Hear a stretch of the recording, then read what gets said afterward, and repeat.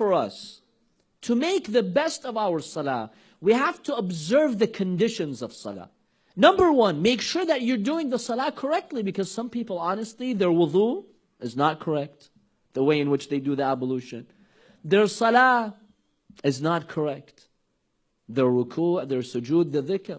Make sure you're doing a valid salah, not a hayyallah salah. A valid salah is one that has an impact. And I tell you, many people, they don't pray correctly. Many people don't. Either they were just, raised up, not knowing the correct way of salah, or since they were young, they prayed in a certain way.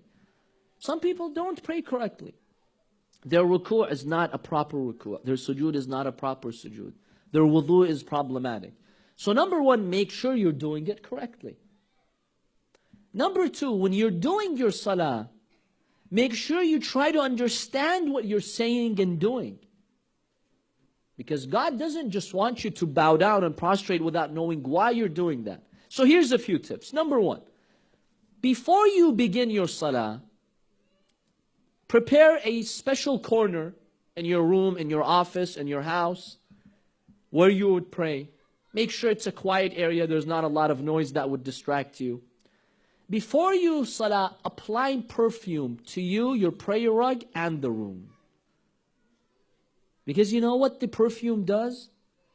It soothes you and allows you to concentrate. Hence, the Prophet says, if you pray while applying perfume, or let's say cologne for the men, while applying a fragrant smell, your salah is worth 70 times more than the one who prays without perfume. For every salah, keep a nice bottle of cologne or perfume or a fragrant smell. Before you pray, add perfume to the room, to your clothes, to your prayer rug. This helps you concentrate. Very important. Number two, make sure as you're praying, you know what you're doing and saying. If I pray a salah and I didn't pay attention to it, yes, it's not going to benefit me that much. When you say Allahu Akbar, these acts and symbols of salah, make sure you know what they mean. When you say Allahu Akbar, what does that mean? You've seen people who pray, they say Allahu Akbar, right? That means God is greatest. What does that mean? That means put everything behind, your business, your work, your hectic schedule. Focus on your Creator now. Put everything behind you. That's what it means. If you pay attention to the symbolism and the meaning of this takbir, this helps you concentrate on salah and benefiting from your salah.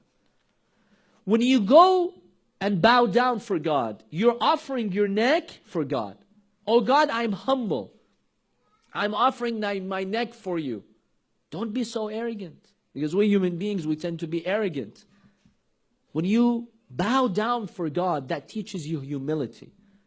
When you do sujood, Imam Ali ibn Abi Talib alayhi salam, many of you are familiar with this hadith. The Imam says when you go down to sujood, the prostration, you put your head on the ground. The first time you put your head on the ground, what does that symbolize? That you were created from the ground. You're created from clay. God created Adam and his progeny from clay. So that's your origin. Don't be so arrogant. You were made from clay. Who do you think you are? When you raise your head from sujood, from prostration, when you raise your head, what does that signify? The day you were born, I came to this life. I have a test. There's purpose behind my life. When you prostrate for the second time, because we have 2 sujoods in every salah, when you prostrate the second time, what does that signify? Just like you were created from the ground, you'll go back into the ground. The grave. Remember, there's death. If you're cheating people, defrauding people, committing acts of injustice, listen, you'll go down there one day. When you raise your head the second time, what does it mean? Day of judgment, when God will resurrect you again from the ground. If you pay attention to this, this is the salah that will help you avoid al-fahsha'i wal-munkar. So it's really difficult, but you have to struggle.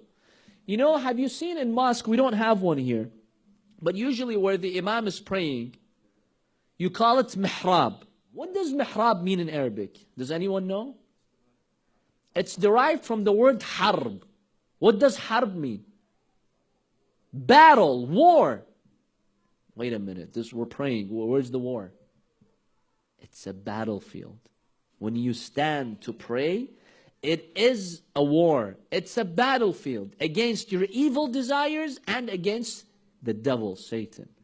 That's why the devil will try all that he can to distract you. It's really a battle, so take it as a battle. Go prepared. Feeling strong, you want to knock him down. And one of the tools the devil uses to distract you, just to distract you, if you've ever forgotten something, boom, he'll make you remember it in your salah. You know, there's someone, he always loses his glasses. It's like whenever I lose my glasses, I don't know where to find it. Allahu Akbar, I just pray. I remember where it is. Or if you've left your keys somewhere, immediately in your salah, you remember. Or something that happened a month ago, you know.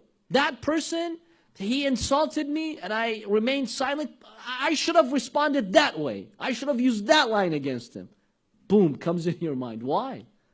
Shaitan.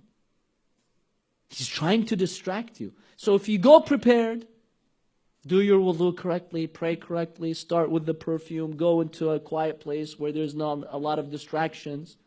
Pay attention to what the words you're saying.